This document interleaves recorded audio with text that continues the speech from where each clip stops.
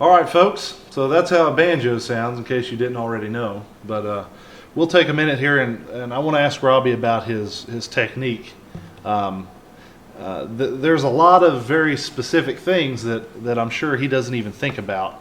But we're going to ask some questions and kind of dig into this, and we'll get some close-up shots of how he uses his hands and whatnot. So very awkwardly. Very awkwardly. Obviously, playing a banjo is a two-part system. You have your right hand, your left hand.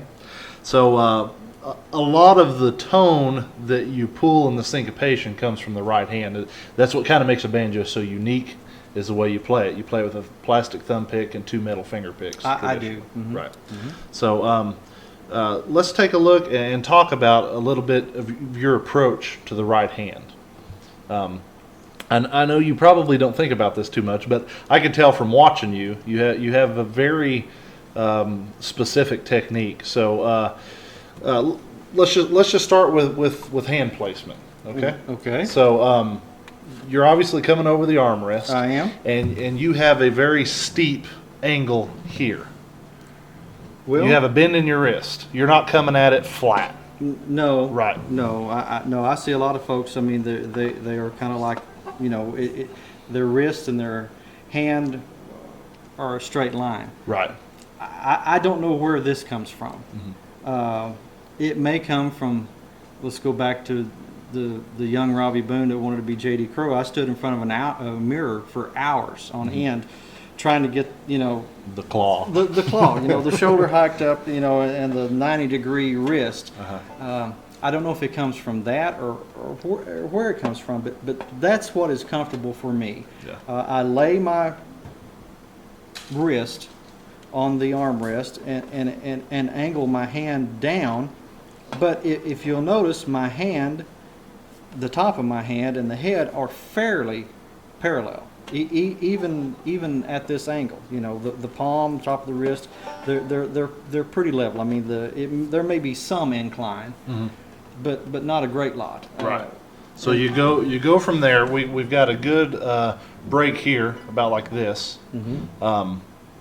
And I notice when you plant your finger, you see all types of techniques here from all types of different players.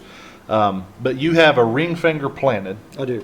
And the pinky sometimes just sticking straight out in the air even. Well, yeah, it does. I have I don't know if the camera will pick that up, but I have a real short pinky. Yeah. So I have the same problem. So there's nothing for the pinky to go to. I mean, except the bridge, and you don't want your hand at all to touch the bridge at all. Yeah. Because that's kill sound. You're suppressing vibration. Right.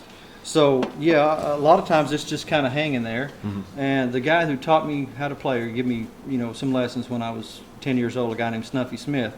Snuffy, he stuck his pinky out. Yeah. Straight out. Uh-huh. And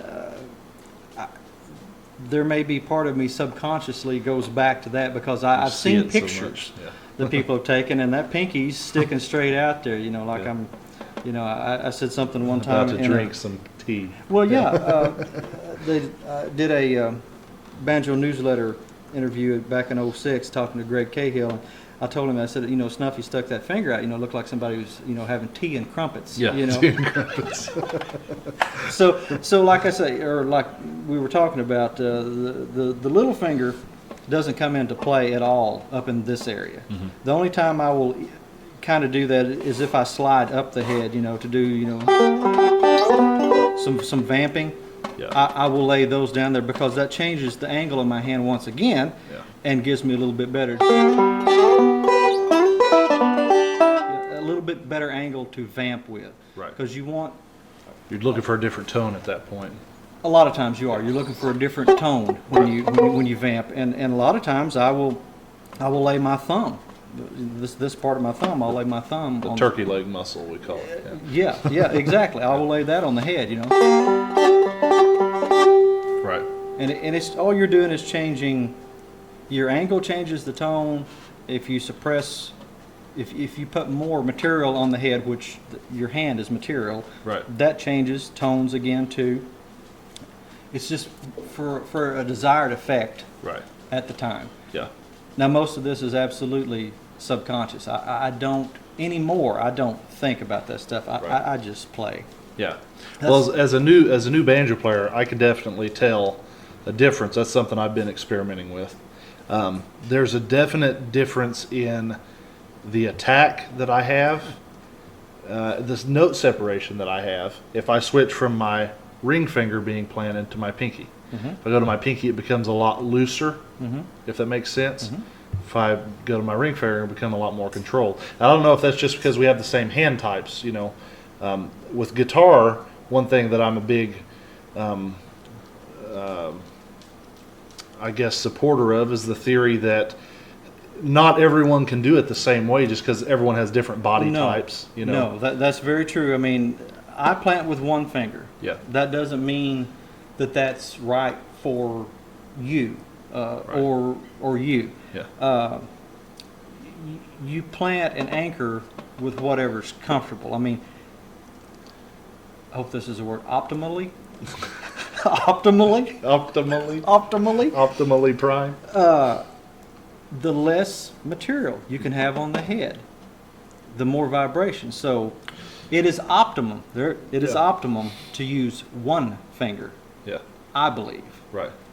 That's, and I noticed that's not too, a rule. Yeah, talking about that, your approach, I see a lot of times when you come up to hit the fifth string, your ring finger will come completely off the head. I don't know if you notice that or not. You get like a swing going to it. Yeah. So that just shows you you're not like pushing in on that head with a death grip of any kind. You're just lightly touching the head with the ring finger. All that is an anchor to keep this where it's supposed to be. Right, yeah. A foundation. No, I'm not pushing hard on the head. Right. So all this stuff with the right hand in mind, coming up at the steep angle, planting the ring finger, right? And even the angle of your picks and the type of picks you use. You prefer just a Golden Gate multicolor thumb and Old National. The old clown bar. Yeah, clown bar thumb pick. Yep. Old National finger picks. Yep. And and in examining the wear pattern on your picks, which I've done in person, he has. Like I said, yeah, I'm the aggravating. Hey Rob, let me see your picks. Yeah, you got a very even wear going. You're not really scraping off to the sides or down at any strange angles or anything like that with the pick. But anyway, these are things as a player for you guys just to be aware of. You know, just because he does it that way doesn't mean that's the right way to do it. But if you're not aware of it, like let's just say you just naturally gravitated toward putting your pinky down and coming in with a flat wrist right from the beginning, that may not be right for you either. You need to at least experiment with these kinds of things to see what's going to work. You know, so that's why we bring it up. Let's talk about your left hand a little bit. That would be this one. Yeah, I think so. Yeah, it is in Arkansas. Yeah, this is the left in Arkansas. Yeah, that's your left hand. Yeah. So a lot of your technique too, and the sound you get, I've noticed, comes from your articulation with the left hand. On a banjo, because of the melody being based around rolls, you don't always have the option like you do on a guitar just to hit a string twice. So you have to do a pull, a hammer, a tickle, a slide, what have you, a bend, to get certain sounds that you want. You want to elaborate on that a little bit, or maybe give an example? I sure wish I could. Yeah, I sure wish I could. But I have no idea what you just said. No, I think I understand what you're talking about. I mean,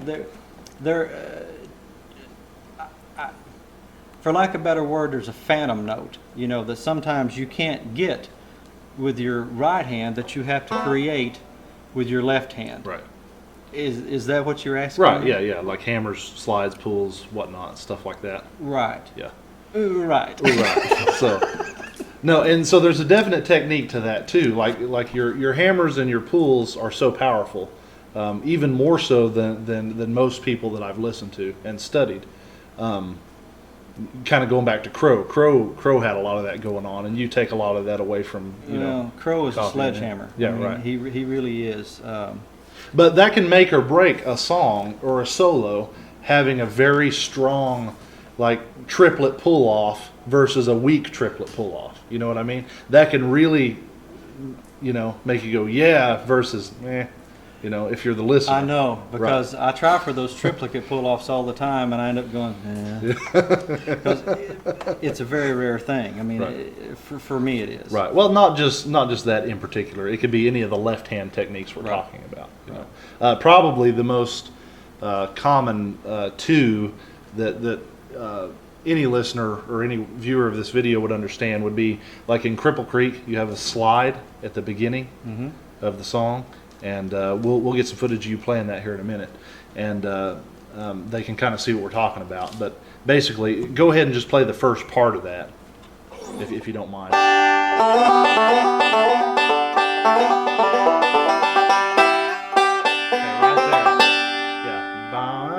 right there.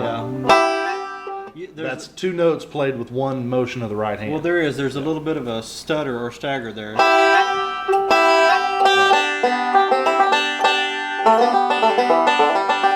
Now let's get to the second part, which is one of the techniques we were talking about too, which is a hammer.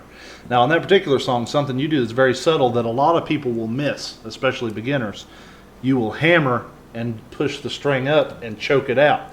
Three things going on at the same time. Wow. Yeah, I didn't think I was capable of that.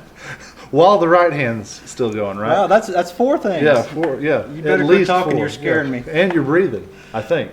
That's six things. Six things. Breathing. Or did I jump over five? Yeah.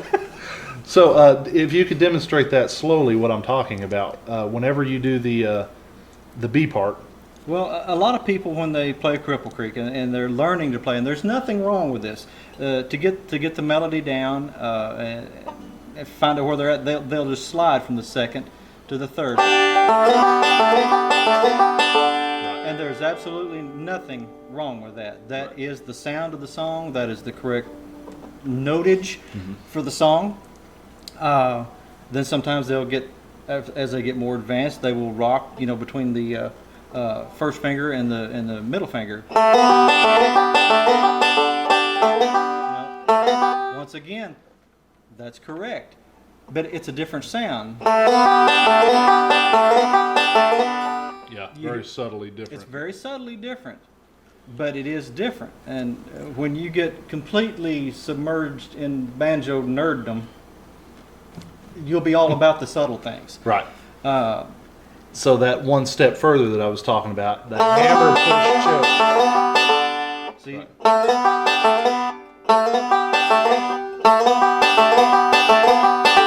Right. You don't mess up, but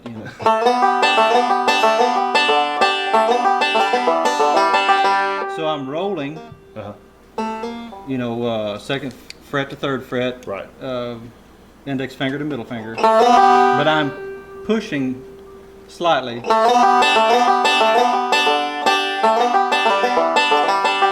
Yeah. And you're basically you're doing the hammer followed by a slur, and it chokes out just before the note technically starts to bend into another note. Okay, I'll take your word for it. Yep. Okay. If you say that's what's happening, that's what's happening. No, and it's little subtle things like that. I mean, things that a lot of people may not even ever catch. I mean, you hear them, but you may not be able to define what it is you're hearing. Those are the things that make the difference between a beginner player and a professional player.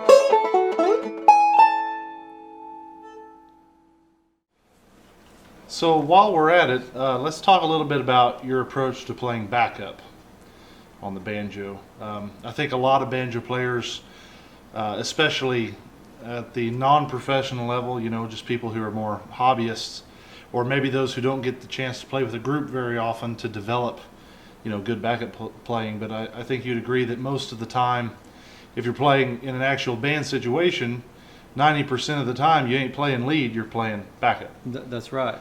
Yeah. So what are your thoughts on what makes a good backup banjo player? Naturally, I'm assuming it'd be the same as a guitar. Well, actually, I know it is, but what I mean by that, if I'm playing in a band situation, the type of rhythm I'm going to play is going to vary depending on if the singer's singing, if a banjo player's taking a break, if a fiddle player's taking a break, etc. Right. So just talk about that a little bit. Your approach to. Well, with a fiddle you can get by with more. I mean, and they actually require a little more. With the fiddle, long drone notes and stuff like that, you can get by with more notey stuff. You know,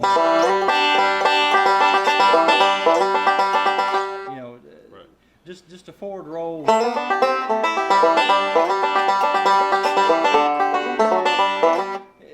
Kind of that thing, because there's not a lot going on. The drone notes of the fiddle, the banjo adds. And the way a fiddle's being played, the bow is pulling the note rather than it being plucked. So you have that complement of the plucking with the pulling of the note. Banjo kind of adds the percussion to it, if that makes sense. Yeah. With a mandolin or a guitar taking a break, because they are all single note. I mean, lots going on. I try to back up, no pun, back up a whole bunch by not playing. I do a lot of vamping.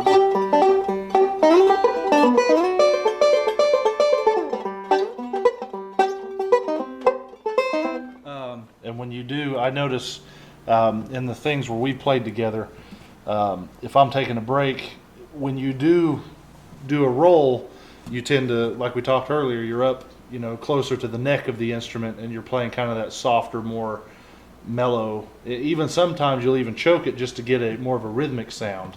More percussive sound. Right. Yeah. Percussive sound. Yeah. Percussive? Percussive sound.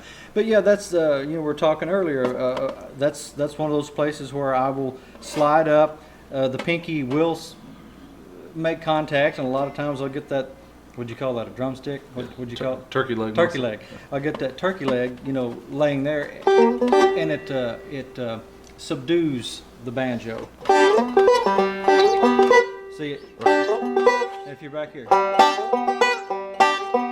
That's a lot harsher. Yeah, and that's going to clash with the Yeah. picked instrument. Yeah. Right. And okay, so we have different approaches. Obviously, we talked about the fiddle. Now, mandolin and guitar would be roughly the same, I imagine. They are. Yeah, you would. Very very minor differences, and those are kind of just more in the moment things, I'm sure. Now, what considering backing up a vocalist, some bands you listen to, sometimes like on a chorus, for example, the banjo just completely quits playing, and you'll just hammer in those spaces between, first line of the chorus and second line of the chorus. Right. And when you come into that, you're more into a full-on lead approach. You are, because you're adding an accent or a dynamic, Okay. And generally when I do that, I am in play position,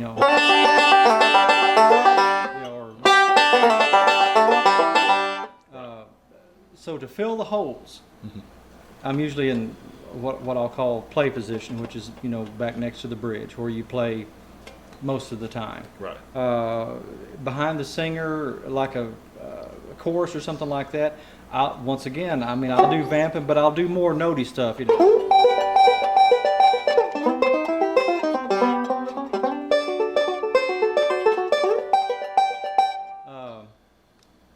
But again, up here, more subdued. Yeah. A little bit lighter sounding.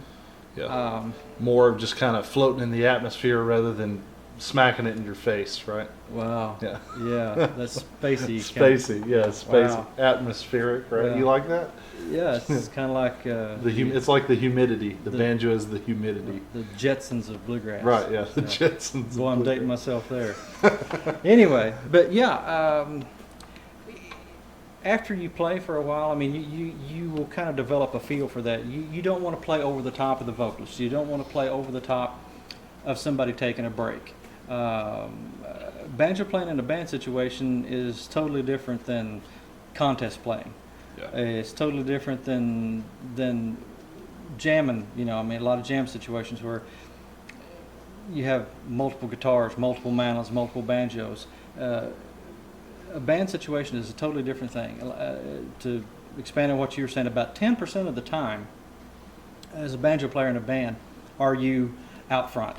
Right. You'll kick off a song, and then your support from that point on, or if the mandolin kicks off the song or whatever, you get a break in that song. That's a very small percentage of the time that you're out front, so to speak. The rest of the time, you're playing support for the band. You're trying to accent what a singer says. You're trying to accent and not cover up what the mandolin player, the fiddle player, dobro player, fiddle, whatever other lead instruments you have in your band. Backups, 90% of band banjo playing. Right. Yeah.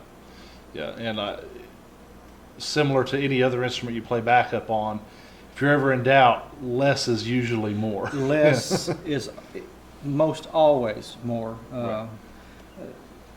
You tend to run the risk of cluttering, or like I say, playing over the top of somebody. Somebody may have just sang a really great verse, real emotion-filled, perfectly pitched verse. Right.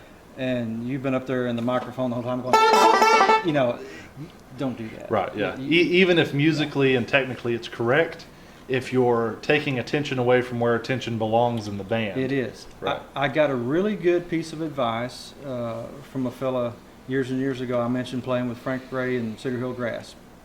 And I was a young buck. I was 15 years old and full of vim and vigor, so to speak. And I had just come from playing with Gene and the Round Mountain Boys, where we played everything hard and fast. I mean, we did played everything hard and fast. And Gene wanted the banjo to roll constantly. Yeah. I came into a situation when I was 15 with Cedar Hill Grass. They were more laid-back band, and they had different arrangements.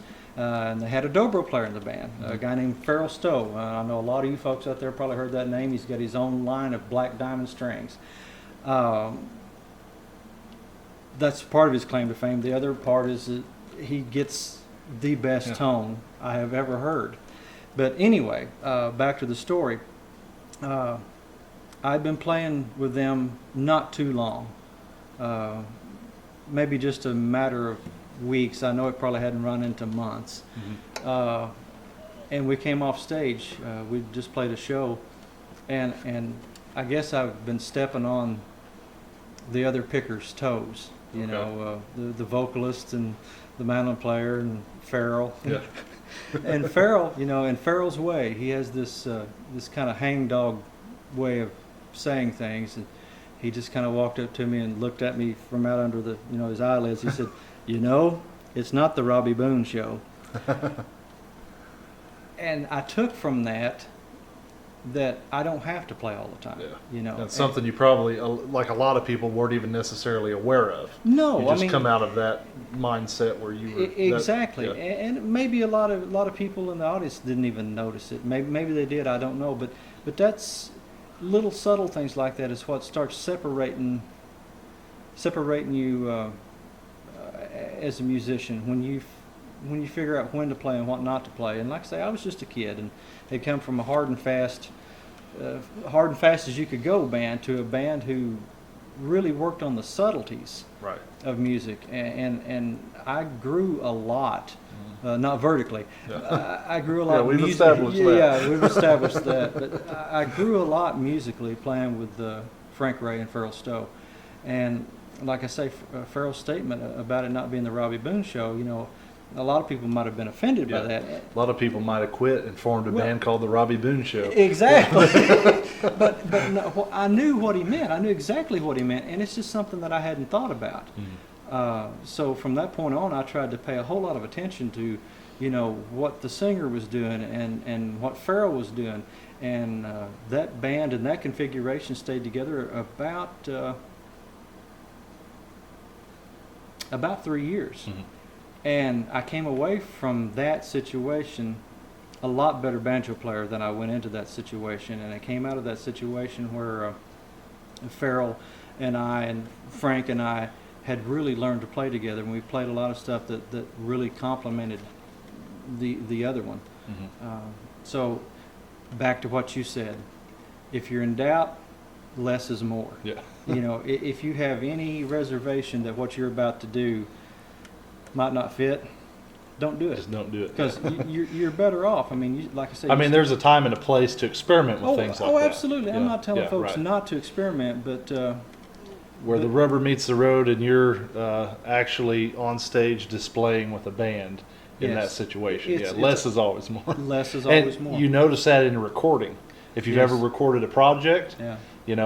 90% of the stuff that you would think you would play on stage most of the time, you're just going to end up mixing it out because it clutters things up. I have found, I mean, on the few recordings that I've done in my life, I have found that I play really nothing in the studio like I do on stage. Yeah. It's just it's a whole different mindset. Yeah. Of course, I'm nervous. I'm always scared to death recording. I hate recording. These videos that we do, I talk about them being painful and excruciating. I ain't kidding. I won't say I hate these things, but it puts me very much in the spotlight. I don't like being in the spotlight. Makes you overthink. And if I'm on stage and I muff a note, it's there and it's gone. Right. And 20 seconds later, nobody really knows the difference. Yeah. These things we record, these videos we record, people can go back and listen to that and say, this guy really sucks. Do you hear all these notes he's missing? Recording an album or a CD, they call it these days. Once again, I'm dating myself. But doing a project, I think that's what the kids call it. When you record a project, that's there forever. Mhm. I tend to play very safe in the studio, or what I think is safe, and I still end up missing right and left. But I've come to a point where I don't play perfectly. Well, I don't think anybody plays perfectly, but what I mean by that is I just do what I do, and I'm going to miss notes. The older I get, the more notes I miss, and I have to be accepting of that. I could re-record a break 10 times, and I might get through the part that I muffed the first time, but I'll trip over this other part. So anymore with these videos and when I record, if I can get through a break without anything majorly being wrong, I leave it. Plus, there's a human side to that too. If you listen to old recordings, and I'm not comparing myself to this, but listen to old Stanley Brothers, listen to old Flatt and Scruggs, old Jimmy Martin. Yeah. That stuff's not perfect. No. Not like the new stuff that is put out today that is absolutely, the music is just technically perfect, Right. but it's almost sterile. Right. Yeah. That's the charm of that old stuff, was the realism. And like I said, I'm not trying to put myself with those folks, but I'm just saying there's a human factor. Mhm. There's a realness. Mhm. I'm a real guy. I'm a real old guy now, and I screw up. Yeah. I mean, I just do. I mean, I'm not 25 anymore. I don't play banjo constantly anymore. One of the guys talking on the Banjo Hangout the other day was talking about knowing me and said that he, that I at one point would just soon have a fishing pole in my hand. At this point in my life, I really would, because I just play. Yeah. I'm not. I love the banjo, love to hear people play the banjo, and I can get really emotionally charged listening to some of the guys that are playing right now. Mm-hmm. Ron Stewart being the one. Ron Yeah. Stewart, to me, he's one of the 4 living legend banjo players in my opinion. I can get really charged up listening to Ron play. Jason Davis kills me. Justin Jenkins. I haven't got to hear Justin play a whole lot, but the stuff I've got to hear him play is just incredible. Not ever got to hear him live. I want to hear him play live. There are so many great pickers out there, and where I was headed is I love the banjo, but I'm just not obsessed by it Right. like a young Robby Boone was. Right. Uh, Well, maybe you're getting back to the more important things, which is the love of the banjo and the music, and not the journey for technical perfection that doesn't exist. Yeah. well, Yeah. that's it. Don't worry so much about that. Play, make a good sound, and enjoy it. That's Yeah. it in a nutshell, Yeah. Jake. I mean, that's a very good way to describe it. Play because you love the instrument. Play music because you love music. If you're going for technical perfection, you're always going to be frustrated. I think. Yeah. We can only do what we can do. We have to accept our limitations, wherever they are. I mean, there's some folks that are a lot less limited. It seems like than others. But no, music is about fun, and music is about a feeling, and music is emotion. I don't know. Yeah. I'm getting philosophical. Yeah. I'm not smart enough to be philosophical, so. No, I know exactly what you're getting at. And talking about limitations, one thing that I've always theorized is that your limitations makes you the kind of player you are. Yeah, I can see that. Yeah, yeah. So, I mean, yeah, don't get me wrong. It would be great to have no limitations in the sense that you could just play any note you want at any given time. To be a Chris Thiele or a Noam Pikelny. Yeah. Those guys, their ability and their talent, I don't really think knows any boundary. Right. I don't think it has any limit. Yeah. They are just. I don't think they're human. Yeah, they're the think it and do it type. Exactly. Because that to me is always an interesting thought. And we may be getting deeper than our listeners care to. Yeah. Yeah, but just go with us here for a minute. Yeah. So We'll circle back around. yeah. in a minute. To me, I've always thought that the music exists 100% up here, and the trick is getting it from here to make the sound that you have up here. And some people just don't seem to have that disconnect. Like it just goes straight from here. They think that they do it. Right. Exactly. But then other people's, Django Reinhardt being one, was a gypsy jazz guitar player, back almost 100 years ago now at this point. And he had two fingers. He actually started playing banjo. I don't know if you knew this. No, I didn't know that. Yeah, and he lost kind of two fingers were melted together in a fire. And from that, him having two fingers, came this entire style of playing. Whereas before you'd have an arpeggio that goes something like a. Well, he couldn't do a reach like that. He would have to play the note before and after it because he only had two fingers.